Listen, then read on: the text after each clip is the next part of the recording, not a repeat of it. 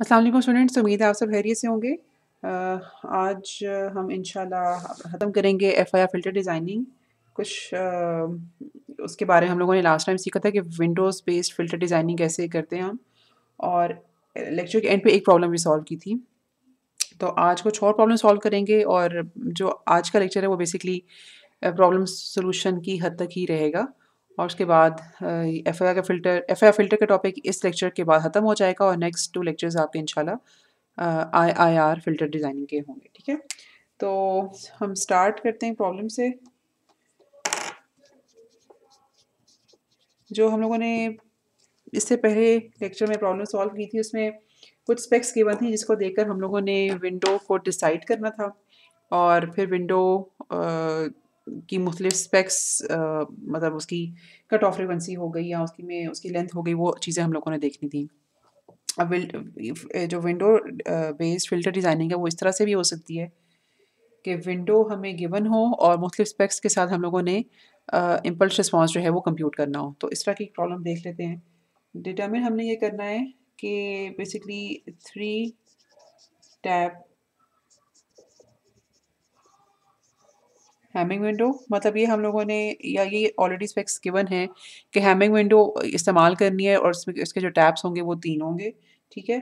और डिज़ाइन उससे करना है लो पास फ़िल्टर, ठीक है? और उसकी जो कट ऑफ फ्रीक्वेंसी होगी दैट वुड बी 800 हर्ट्ज़, ठीक है?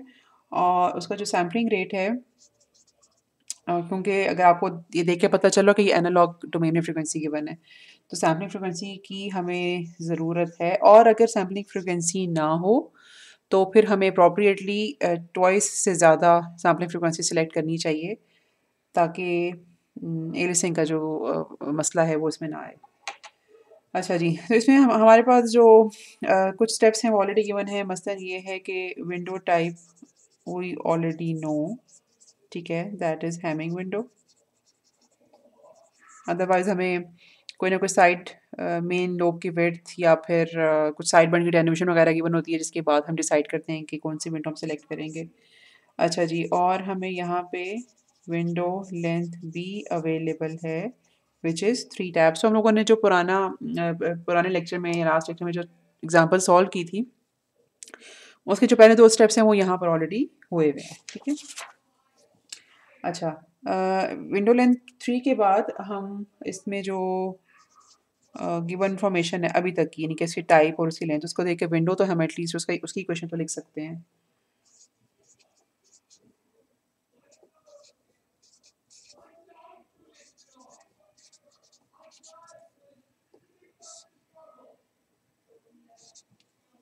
ठीक है,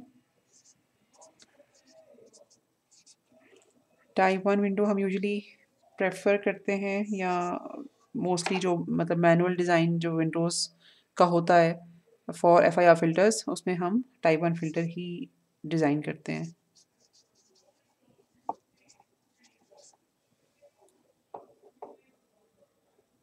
अच्छा, यहाँ पे ये जो हमारे पास डिनोमिनेटर में 2 है, this should basically come inside the argument of cause.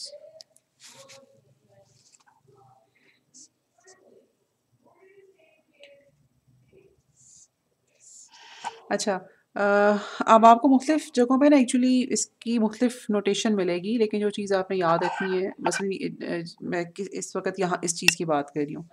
यहाँ पे जो पैरामीटर लिखा होता है, ये बेसिकली जितनी आपकी टोटल लेंथ है ना फ़िल्टर की, दैट लेंथ -1 इस डिनोमिनेटर में आता है।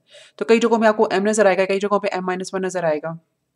लेकिन जहाँ पर m नज़र आएगा, उसका मतलब ये है कि फ़िल्टर बेसिकली 0 से लेकर m तक जा रहा है। जिन किताबों में आपको m-1 नज़र आएगा, उसका मतलब ये है कि फ़िल्टर 0 से स्टार्ट होकर उसका लास्ट सैंपल m-1 पे है। तो बेसिकली लेंथ जितने भी फ़िल्टर की है, length -1 should come here in the denominator, ठीक है? अच्छा, ये हमारे फ़िल्टर की क्वेश्चन हो गई,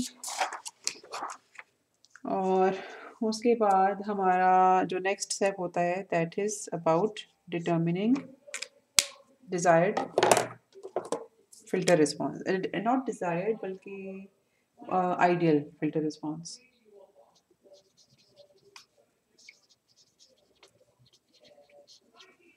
ठीक है, आइडियल फ़िल्टर रिस्पॉन्स हम डिटरमिन करते हैं इस तरह से।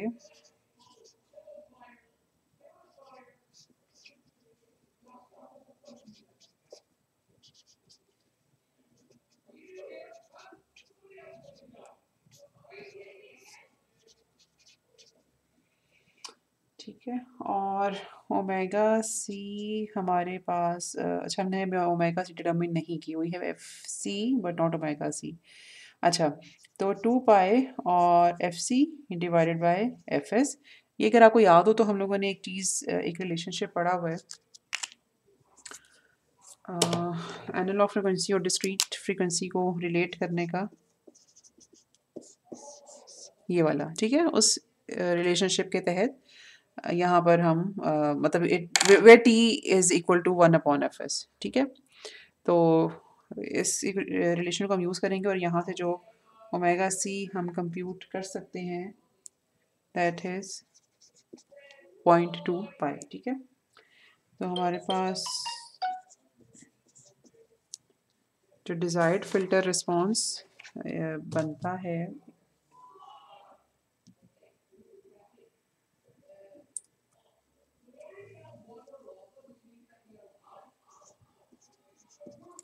इस इक्वेशन को देखते हुए।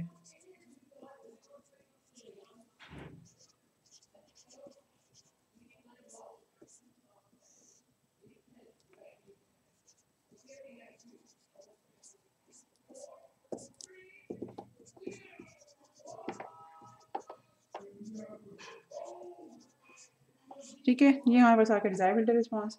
और अगला स्टेप ये है कि इसमें एक तो हमने डिले डालना है, ठीक है, रिक्वायर्ड डिले, और उसके अलावा फिर हम इसको अपनी जो विंडो है उससे मल्टीप्लाई करेंगे ताकि फ़िल्टर जो है वो रियलाइजेबल बन सके। ठीक है, मतलब मूवमेंट इसलिए कर रहे हैं ताकि फ़िल्टर का रिस्पॉन्स सिमेट्रिकल रहे, और उसको चॉप हम लोगों ने इसलिए करना है, विंडो से इसलिए मल्टीप्लाई करना ताकि एक रियलाइजेबल फिनिट ड्यूरेशन फ़िल्टर हमें मिल सके। तो जो हमारे पास ऑब्टेन्ड रिस्पॉन्स है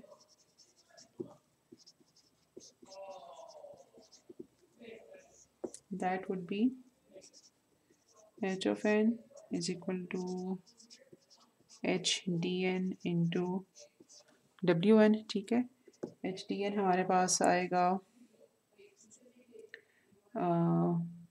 बेसिकली एच डी एन तो हमें नहीं लिखना चाहिए, एच डी एन में अप्रोप्रिएट शिफ्ट हमें डालना चाहिए यहाँ पे। ठीक है, that shift would be m minus 1 divided by 2। ठीक है, यानी कि n माइनस m हमारा 3 है, तो ये हमारा हो गया शिफ्ट सही। और अगर हम फिल्टर की इक्वेशन लिखें अप्रोप्रिएटली,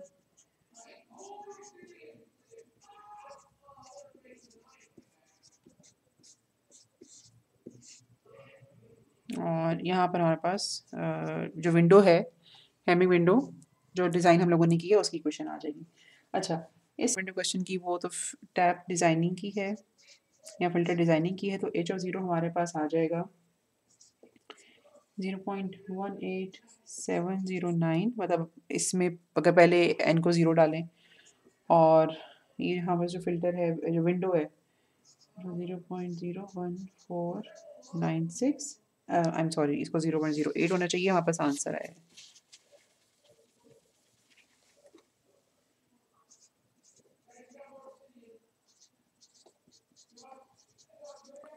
ठीक है, एच ऑफ 1 यानी कि एन को 1 डालेंगे इन दोनों टर्म्स में, दोनों इक्वेशंस में।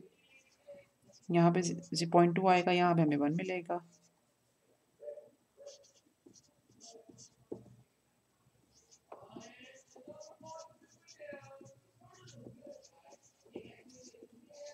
ठीक है, तो हमें बेसिकली ये तो 3 टैब्स ही थे, तो इसमें कैलकुलेशन इतनी मुश्किल नहीं था। अगर हमें ज़्यादा टैब्स के लिए निकालना पड़े तो इट्स कम्प्लीटली ओके। अगर हम हाफ प्लस 1 या m-1/2 मतलब वो हमें हाफ से एग्जैक्टली एक कम हो जाता है। अच्छा, तो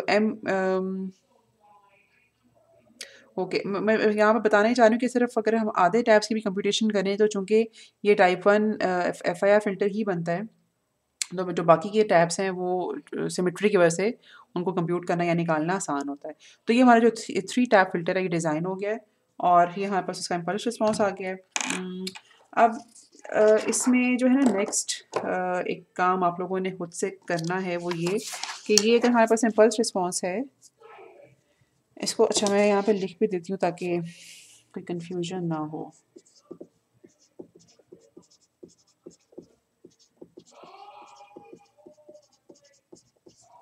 ठीक है, ये इम्पल्स रिस्पॉन्स है। यहाँ पे एरो लगाने या ना लगाने से फ़र्क नहीं पड़ता क्योंकि ना लगाने का मतलब ये है कि जो पहला सैंपल है वो n इज़ इक्वल टू 0 के ऊपर है। जो दूसरी चीज़ आपको इस इधर पता होनी चाहिए वो ये है कि इसका ट्रांसफ़र फ़ंक्शन कैसे कंप्यूट करना है। ठीक है, ट्रांसफ़र फ़ंक्शन सिंपल हम कंप्यूट करते हैं इस तरह से एच ऑफ जी। तो एच ऑफ जी अगर आप इस पर लगाओ तो 0.01496 प्लस 0.2 0.01496 इस तरह से आपके पास आ गया। ठीक है, यहाँ से आगे आपको डिफरेंस इक्वेशन भी लिखनी आनी चाहिए। डिफरेंस इक्वेशन हम लिख सकते हैं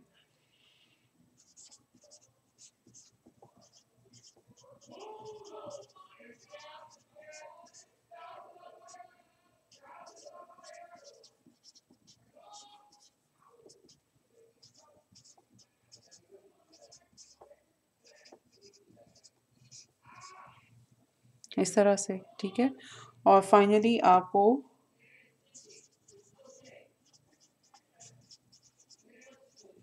फ्रीक्वेंसी रिस्पांस भी लिखना आना चाहिए। फ्रीक्वेंसी रिस्पांस जो है हम वो रिप्रेजेंट करते हैं, डिनोट करते हैं e टू j ओमेगा से। ठीक है, तो वो आप इसकी हेल्प से लिख सकते हैं या फिर आप ये भी कर सकते हैं कि वो H E to j omega लिखने के बाद बेसिकली z -1 या e -j ओमेगा आप कॉमन लें और थोड़ा सा उसको एक उसकी बेहतर शक्ल सूरत बनाएं जिस तरह की हम लोगों ने फ़िल्टर की टाइप्स पढ़ते हुए लिखा था।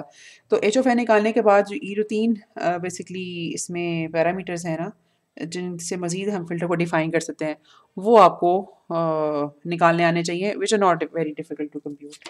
ठीक है? अच्छा जी, तो एक इस तरह की फ़िल्टर प्रॉब्लम हो सकती है, फ़िल्टर डिज़ाइनिंग प्रॉब्लम जिसमें हम लोगों ने कुछ चीज़ें पहले से डिसाइड की हुई हैं और अब हम फ़िल्टर के कोएफ़िशिएंट्स निकालना चाह रहे हैं। उसके बाद अभी एक और हम प्रॉब्लम करके देखते हैं।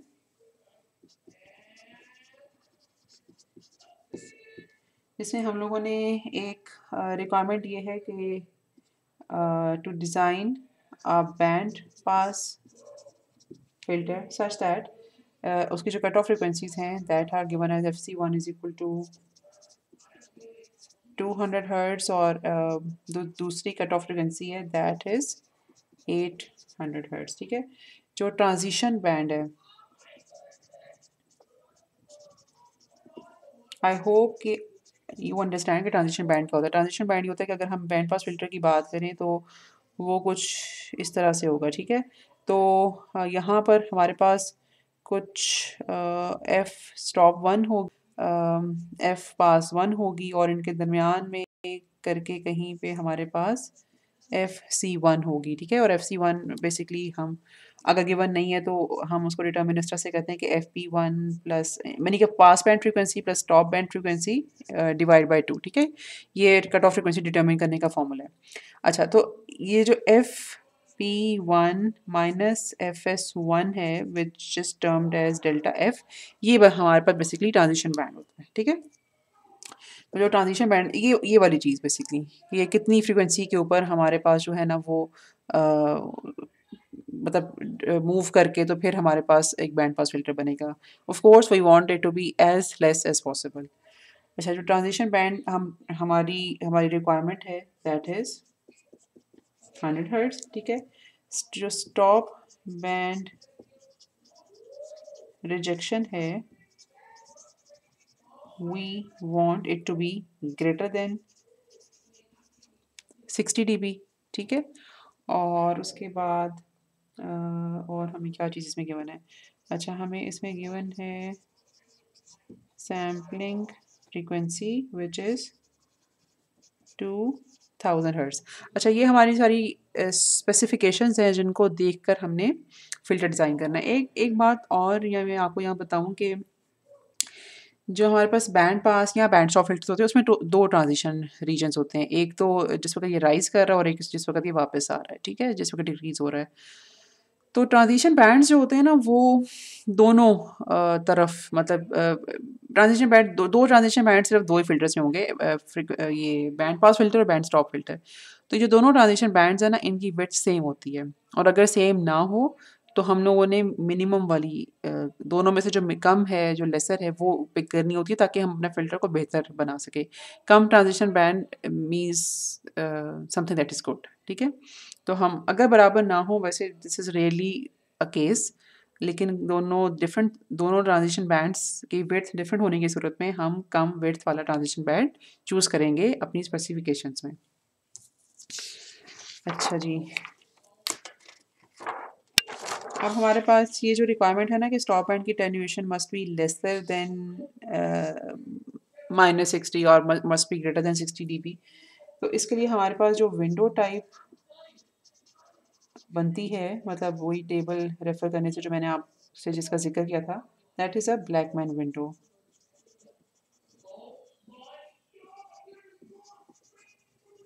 ठीक है और Blackman window is defined as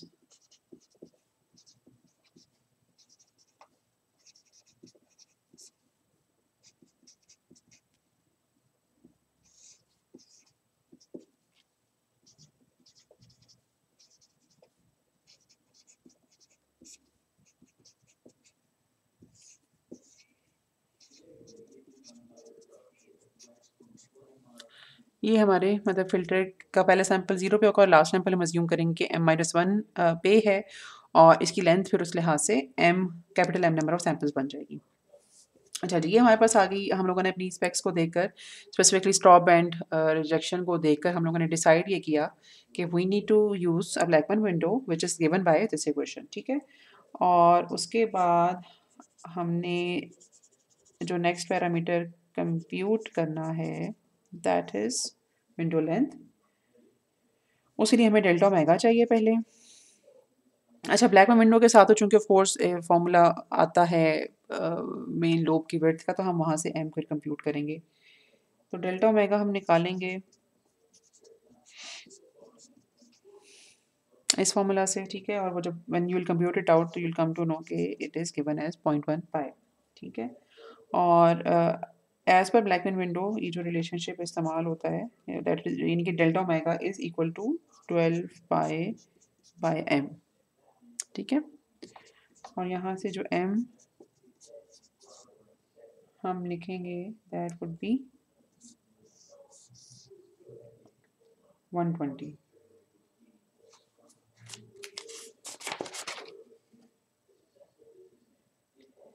अच्छा, ओके और 120 बेसिकली इसका एम आएगा लेकिन हम जो यूज़ करेंगे मुझे इसको शायद वो नहीं करना चाहिए था। हम जो यूज़ करेंगे ना एम ताकि हमारा जो फ़िल्टर है वो टाइप 1 फ़िल्टर रहे।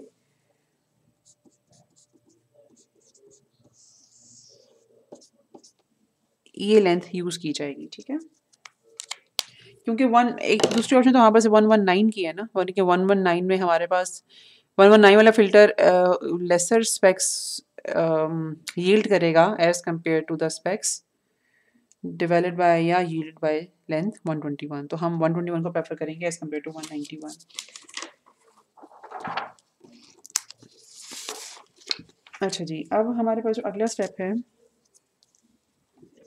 That is designing desired filter response.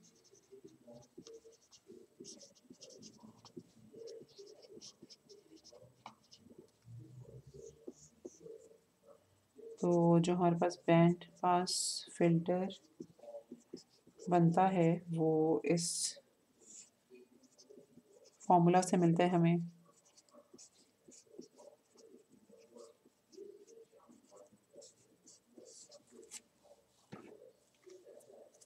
When n is not equal to 0, ठीक है?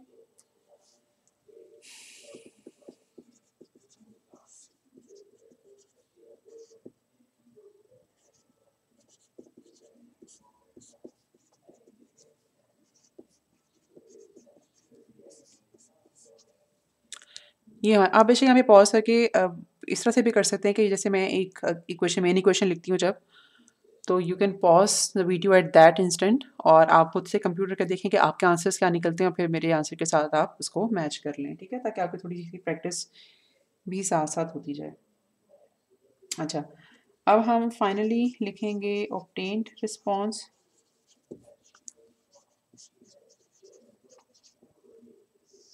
ठीक है? और वो हमें मिलेगा इसको बैंड ये बेसिकली बैंड पास जो फ़िल्टर है ये बेसिकली डिज़ायर्ड या आइडियल फ़िल्टर है, ठीक है? तो हमारे पास ये जो डिज़ायर्ड या आइडियल बैंड पास फ़िल्टर मिला है उसमें एक तो हम शिफ्ट डालेंगे, ठीक है? और उसको मल्टीप्लाई करेंगे अपनी अ, ऑ विंडो के साथ, ठीक है? तो हमारे पास जो यहाँ पर फिर फ़िल्टर हमें मिलेगा या फ़िल्टर का की इम्पल्स रिस्पॉन्स की जो इक्वेशन मिलेगी दैट वुड बी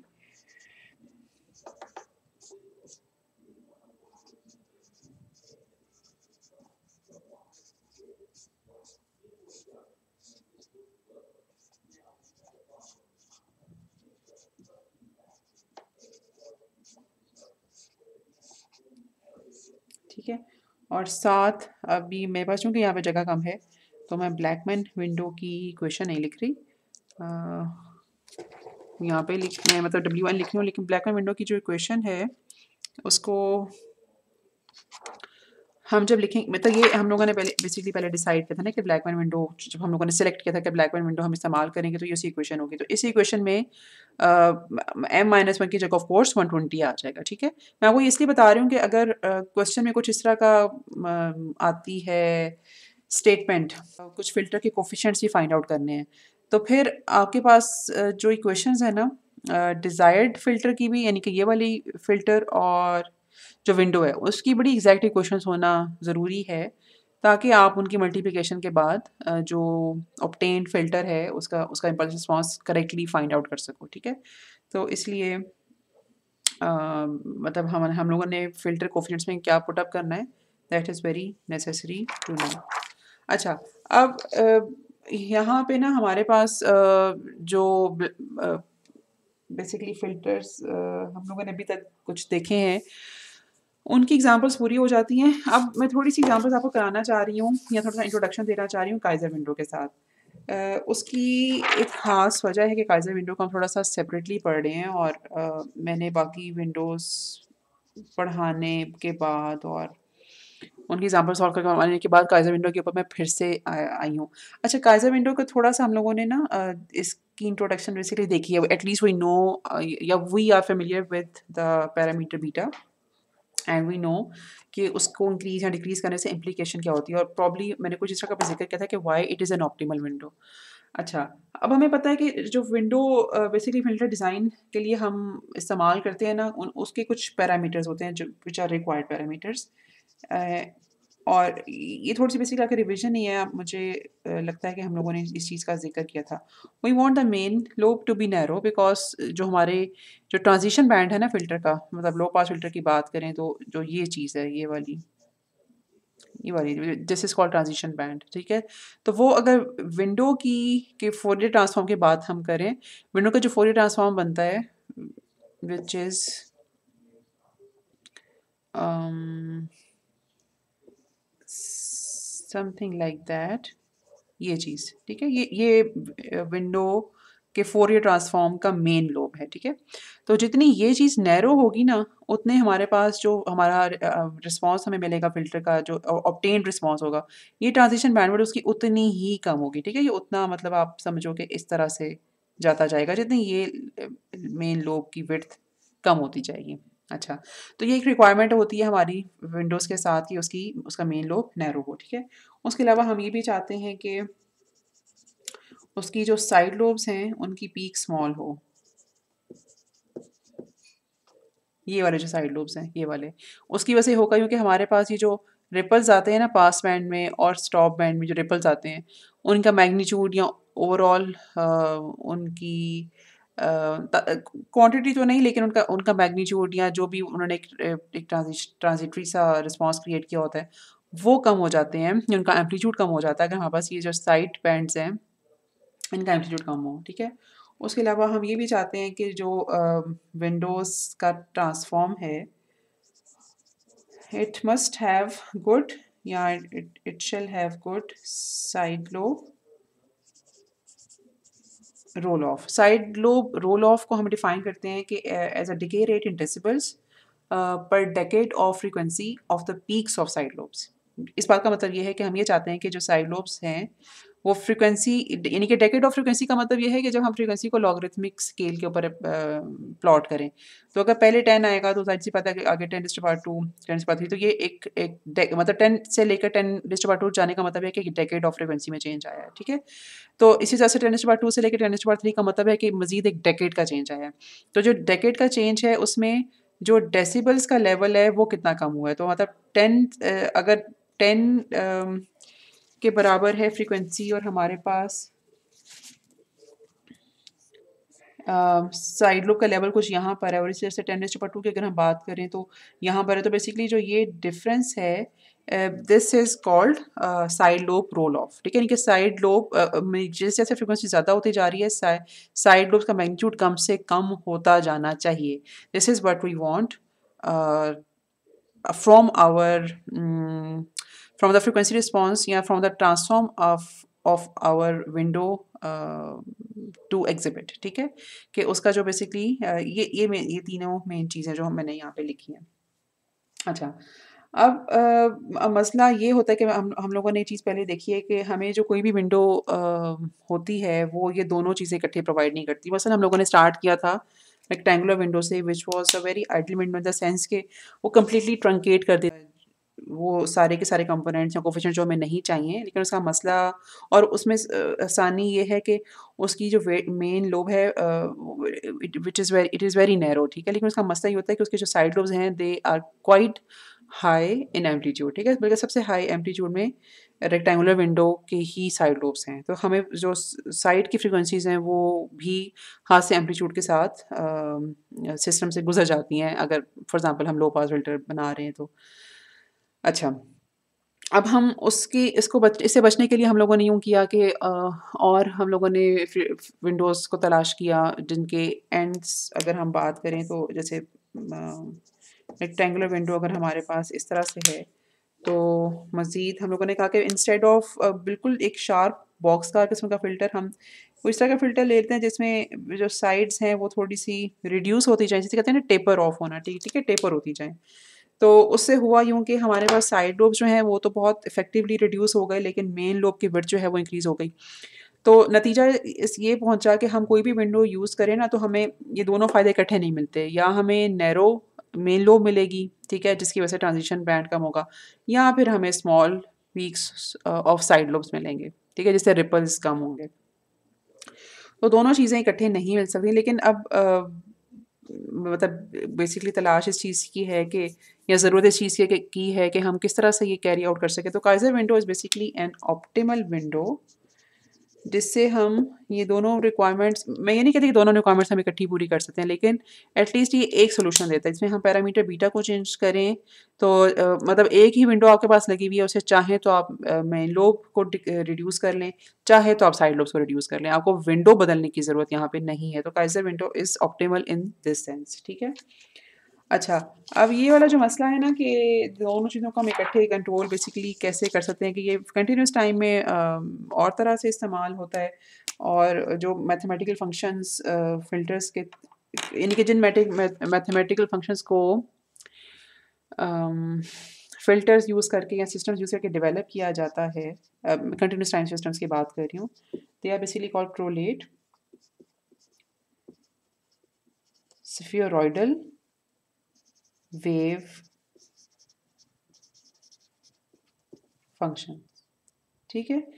ये relate spheroidal wave functions. These functions are used in continuous time systems to come up with windows that can handle both the problems simultaneously, ठीक है।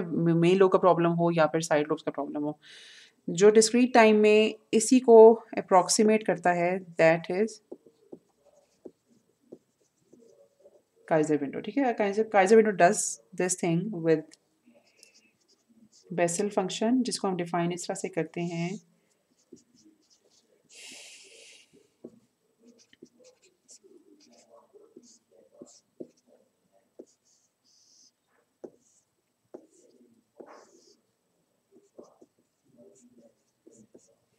ठीक है, ये 0 से लेकर n से लेकर हमारे पास m-1 तक आ गया, ठीक हो गया, और इट वुड बी 0 अदरवाइज, ठीक है। यहाँ पे अब जो 2-3 पैरामीटर्स हमारे समझने वाले हैं वो ये कि अल्फ़ा क्या चीज़ है। Alpha is basically defined as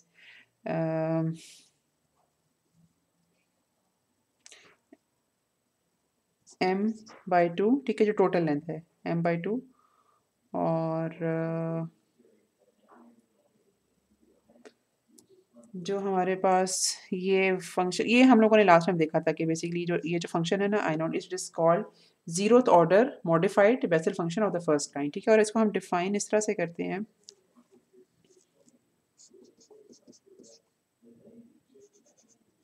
of course we don't need to take infinite samples,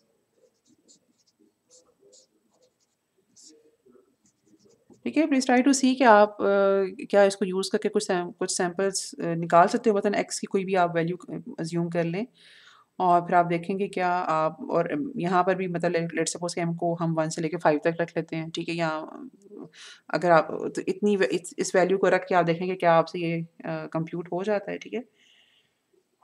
अच्छा जी, अच्छा आपका जो हम लोगों ने ये देखा था ऑलरेडी, या इसके बारे में हम लोगों ने कुछ ग्राफ्स देखे थे, वो ग्राफ्स में रिप्रोड्यूस नहीं करूँगी, सिर्फ मैं आपको दोबारा से बता देती हूँ कि जो शेप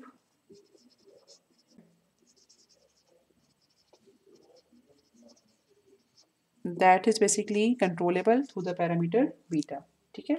और हम लोगों ने ये भी देखा था कि बेसिकली बीटा को इस्तेमाल करके हम काइज़र विंडो को यूज़ करके कोई भी तरह की विंडो बना सकते हैं। मसलन हम लोगों ने देखा था कि जिस वक्त बीटा को हम 0 रखें तो बेसिकली जो काइज़र विंडो है वो एक वो मतलब उसकी जो शक्ल सूरत है या जो उसका रिस्पॉन्स है वो बिल्कुल वैसा हो जाता है जैसे एक रेक्टेंगुलर विंडो होती है, ठीक है। तो बीटा इज इक्वल टू 0 में काइज़र विंडो ऐसे बिहेव करती है जैसे रेक्टेंगुलर विंडो, ठीक है। और जिस वक्त हम बीटा को इंक्रीज़ करते हैं तो उसके बाद टेपरिंग इज़ इंट्रोड्यूस, वही हम लोगों ने देखा थोड़ी सी डिटेल में कि टेपरिंग होती क्या है। और जब टेपरिंग इंट्रोड्यूस हो जाएगी तो ज़ाहिर सी बात है कि मेन लोब की विड्थ इंक्रीज़ होना शुरू हो जाएगी, because as I mention earlier सबसे कम जो मेन लोब है की विड्थ है वो रेक्टेंगुलर विंडो ऑफर करती है। तो मेन लोब की विड्थ इंक्रीज़ होनी चाहिए होना शुरू हो जाएगी, लेकिन साइड लोब्स जो है वो साथ ही साथ रिड्यूस होना शुरू हो जाएंगे, ठीक है। और हम लोगों ने एक चीज़ ये देखी थी कि बीटा को अगर हम कांस्टेंट रखें और एम को इंक्रीज़ करें, ठीक है, तो इससे भी हमारी मेन लोब की विड्थ जो है वो रिड्यूस होती है, लेकिन साइड लोब्स जो है वो थोड़े स्टेगनेंट रहते हैं, साइड लोब्स का फिर फ़र्क नहीं पड़ता, ठीक है।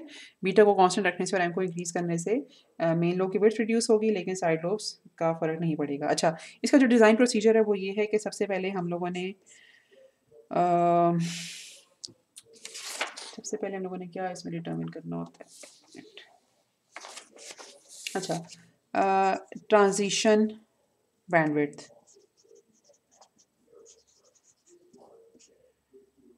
ट्रांजिशन, हाँ जी, ट्रांजिशन बैंडविड्थ से बोलेंगे ट्रांजिशन रीजन, जो कि हम अगर हम लो पास फिल्टर की बात कर रहे हैं तो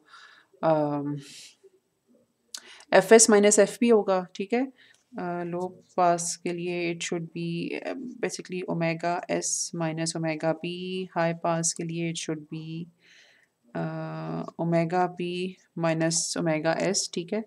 और ये भी हम लोगों ने शुरू में देखा था इस लेक्चर के शुरू में कि जो हमारे बैंड स्टॉप और बैंड पास फिल्टर्स हैं उसमें 2 ट्रांजिशन रीजन्स होते हैं, दोनों की जो विड्थ है वो सेम होनी चाहिए। तो ट्रांजिशन बैंडविड्थ हमें डिटरमिन करनी होती है, फिर हमें इसमें एक फैक्टर ए चाहिए होता है। Factor A is basically equivalent to -20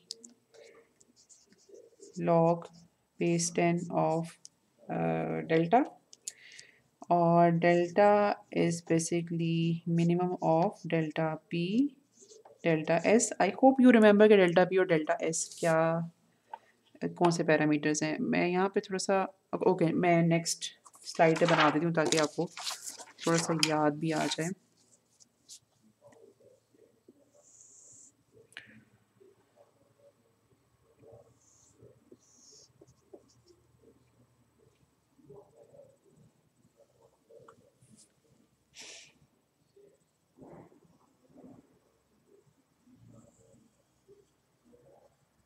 ठीक है। अगर हमारे फ़िल्टर का रिस्पॉन्स कुछ इस तरह का है तो ये जो दरमियान में तो 1 होता है, जो मैक्सिमम जिस एम्पलीट्यूड पे ये जाता है that is 1 plus del P, और जो मिनिमम जिस एम्पलीट्यूड पे आता है that is 1 minus delta P. ये पास बैंड की हम बात कर रहे हैं। और जब हम स्टॉप बैंड में एक दफ़ा एंटर हो जाते हैं तो जो मैक्सिमम एम्पलीट्यूड जिस तक हमारा फ़िल्टर रीच करता है, या जो हमारी रिक्वायरमेंट है कि इस एम्पलीट्यूड से ज़्यादा फ़िल्टर ना ऊपर जाए, that is delta S.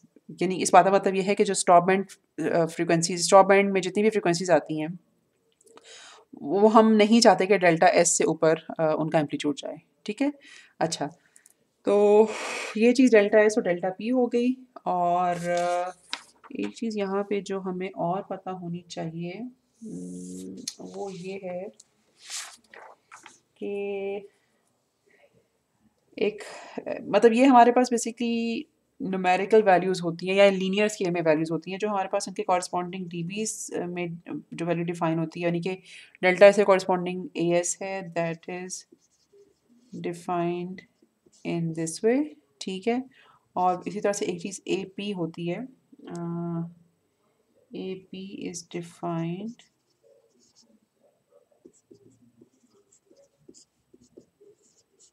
in this way. ठीक है। One with AS and AP, we need to find out delta S and delta P so that हम ज़रा इस चीज़ का फैसला कर सकें कि दोनों में से कम कौन सा है, और हम अपना डेल्टा उसको कह सकें। ठीक है। और फिर डेल्टा के बाद हम ए डिटरमिन करते हैं। अच्छा, तो पहली चीज़ हमारे पास होगी ट्रांजिशन पैरामीटर की डिटर्मिनेशन, दूसरी चीज़ हम लोगों ने ए डिटरमिन कर ली, और फिर तीसरी चीज़ जो है वो है लेंथ की डिटर्मिनेशन। ठीक है। वो हम which is M, and it is given as A minus A 2.285 delta omega. ठीक है। उसके बाद फाइनली है हमारे पास बीटा। अच्छा, बीटा का जो थोड़ा सा लंबा फॉर्मूला है मैं यहाँ पे ट्राई करती हूँ कि आ जाए, नहीं तो फिर हम नेक्स्ट स्लाइड यूज़ करेंगे। अच्छा जी, बीटा अब ए पे थोड़ा सा डिपेंडेंट है, और beta is equal to 0 if A is lesser than 21। ठीक है। और beta is equal to 0.5842 A minus 21 raise to power 0.4 plus 0.07886 multiplied by A minus 21। हम ये वाली वैल्यू यूज़ करते हैं बीटा की when A is between 21 to 50। और अगर आप प्लीज़ ये देखिएगा कि जो इक्विवेलेंसी का साइन है ना वो इस रेंज के लिए, और अगर ए 50 से एक्सीड कर जाए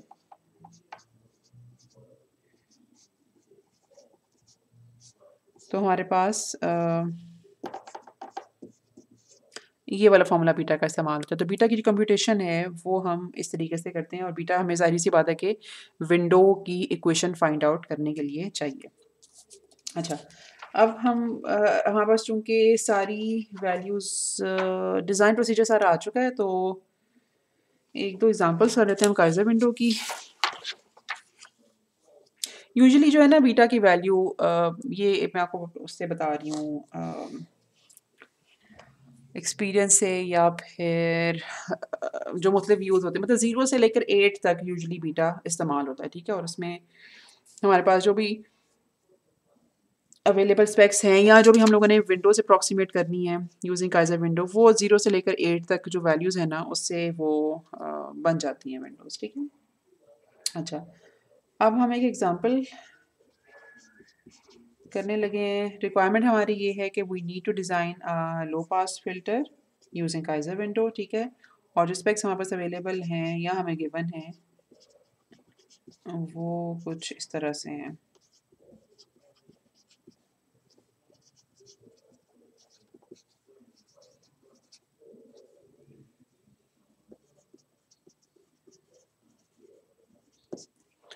ठीक हो गया। W P pass band frequency 0.25 पाए, पास टॉप बैंड फ्रीक्वेंसी 0.35 पाए, 0.1 dB हमारा ए पी है, और ए एस है 50 dB। ठीक है। तो शुरू करते हैं हम डेल्टा डब्ल्यू या ट्रांजिशन बैंड से। वो हमारे पास जो है वो दोनों के डिफरेंस से हमें मिलेगी, ठीक है, वो 0.1 पाई है।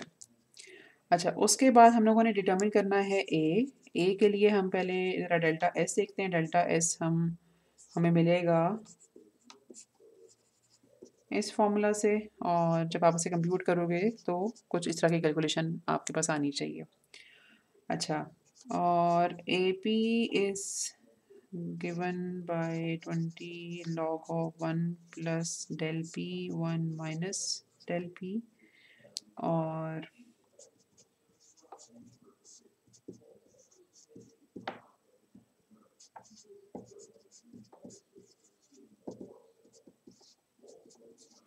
अच्छा, ये मेरे पास इस पैरामीटर का आंसर आ गया। और मज़ीद थोड़ी सी मैं कंप्यूटेशंस करूँ तो जो डेल पी है वो मेरे पास कुछ इस तरह से आता है।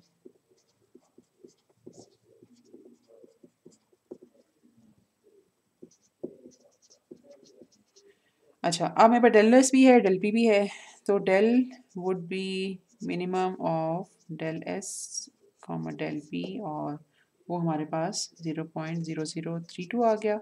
और चूँकि हमारे पास इसका इसका जो डीबी में आंसर है वो तो ऑलरेडी अवेलेबल है, तो ए हमारे पास आ जाएगा 50, ठीक है। अच्छा, इसके बाद लेंथ की कंप्यूटेशन के लिए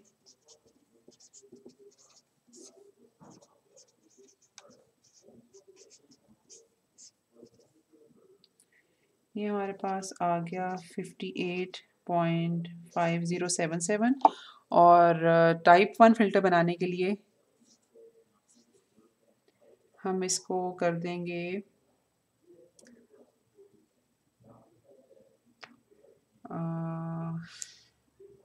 टोटल लेंथ हमें इसकी ऑड लेंथ चाहिए, तो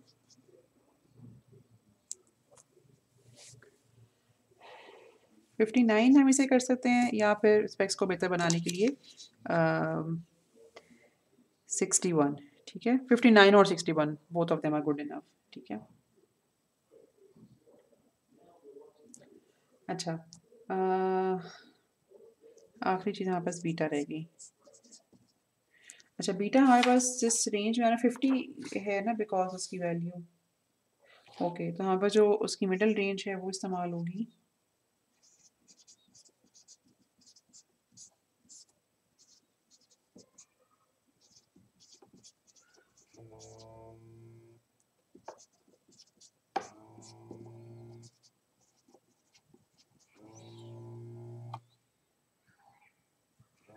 अच्छा जी, बीटा की कैलकुलेशन मेरे पास ये आई है।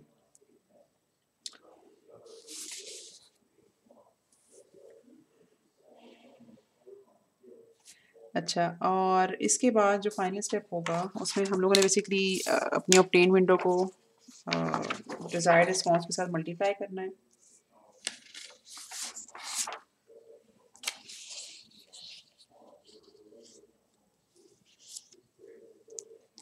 तो हमारे पास जो डिज़ायर्ड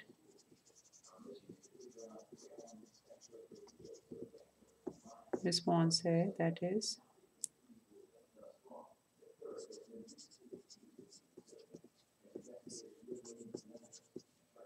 अगर हम शिफ्टेड रिस्पॉन्स की बात करें,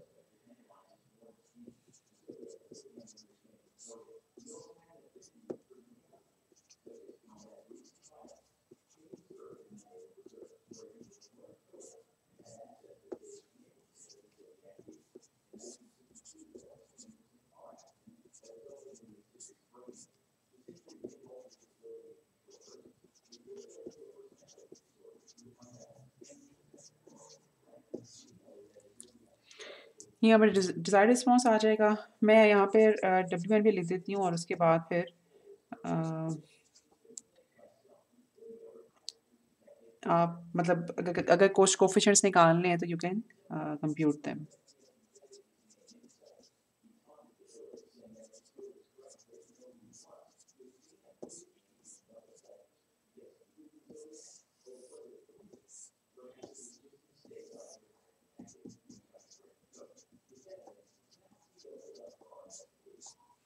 ठीक है, अब इन दोनों की मल्टीप्लिकेशन से फॉर या 0 से लेकर 59 तक आपके पास जो है वो ये आ जाएंगे, मतलब पूरा फ़िल्टर आपके पास डिज़ाइन होके आ जाएगा। ठीक है, अच्छा, ये हम लोगों ने एक लो पास फ़िल्टर डिज़ाइन किया अपनी स्पेक्स के लिहाज से। अब बिल्कुल 5 मिनट लगा के हम एक और एग्ज़ाम्पल करते हैं जिसमें हम लोगों ने डिज़ाइन करना है एक बैंड स्टॉप फ़िल्टर। ठीक है, और उसकी जो स्पेक्स हैं वो हमें गिवन है कि AP इज़ 1 dB और AS इज़ 45 dB। जो पहले पास बैंड की जो या पहले ट्रांजिशन रीजन की जो पहली पास बैंड फ्रीक्वेंसी है दैट इज़ 800 हर्ट्ज़। फिर ये आ गई जो पहली स्टॉप बैंड फ्रीक्वेंसी है 950 हर्ट्ज़। फिर अगर हम बात करें दूसरे ट्रांजिशन रीजन की तो FP2 जो है वो है 1200 हर्ट्ज़ और जो स्टॉप बैंड फ्रीक्वेंसी है दैट इज़ 1050 हर्ट्ज़ और जो हमारे पास सैम्पलिंग फ्रीक्वेंसी है दैट इज़ 6000 हर्ट्ज़। ठीक है, अच्छा, जो हमारे पास डेल्टा ओमेगा है that would be given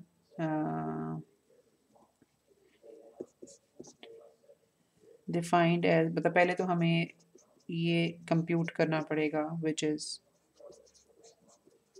150 hertz. ठीक है, और delta omega is equal to 2 pi 150 divided by 6000, 0.05 pi के बराबर याद है। ठीक है, 150 हमारे पास यहाँ से आया और 6000 से डिवाइड किया, सैम्पलिंग फ्रीक्वेंसी है हमारे पास 0.05 पाई। अच्छा, ए हम लोगों ने डिटर्मिन करना है। ए के लिए हमें पहले डिटर्मिन करना पड़ेगा डेल्टा। डेल्टा एस हमारे पास आता है 0.0056। डेल्टा पी हमारे पास आता है 0.0575। ये हमारे पास मिनिमम डेल्टा है और इसके कॉरस्पॉन्डिंग जो ए है वो हमारे पास ऑलरेडी अवेलेबल है दैट इज़ 45। ए के 45 ये हमारे पास अगर 45 है तो अभी हम इसे निकाल लेते हैं लेंथ। लेंथ जो मेरे पास आती है वो आएगी 103.085 और दैट इज़ रफली इक्वल टू 10, इसके बाद हमें 105 करना पड़ेगा ताकि हमारे पास जो टोटल लेंथ है वो ऑड रहे। ठीक है, ताकि टाइप 1 फिल्टर हम इसे बना सकें। अच्छा जी, यहाँ पे लिख देती हूँ ताकि आप उसको भी कंप्यूट कर सको। That would come out to be 3.9754। अब जिस तरह से मैंने एक जो इससे पहले एग्जांपल कर रहे थे उसमें डिज़ायर फ़िल्टर का रिस्पॉन्स और विंडो की इक्वेशन लिखी थी, काइज़र विंडो की इक्वेशन। तो आपके पास अब ये सारे पैरामीटर्स हैं जिनकी मदद से आप निकाल सकते हो ये दोनों इक्वेशंस और ऑफ कोर्स HDN को जब मल्टीप्लाई करोगे WN के साथ तो आपके पास H ऑफ N यानी कि ऑब्टेन्ड फ़िल्टर जो एक्चुअल ऑब्टेन्ड रिस्पॉन्स वो आएगा। तो ये आपका फिर बैंड पास फ़िल्टर डिज़ाइन हो जाएगा विद दीज़ गिवन स्पेक्स।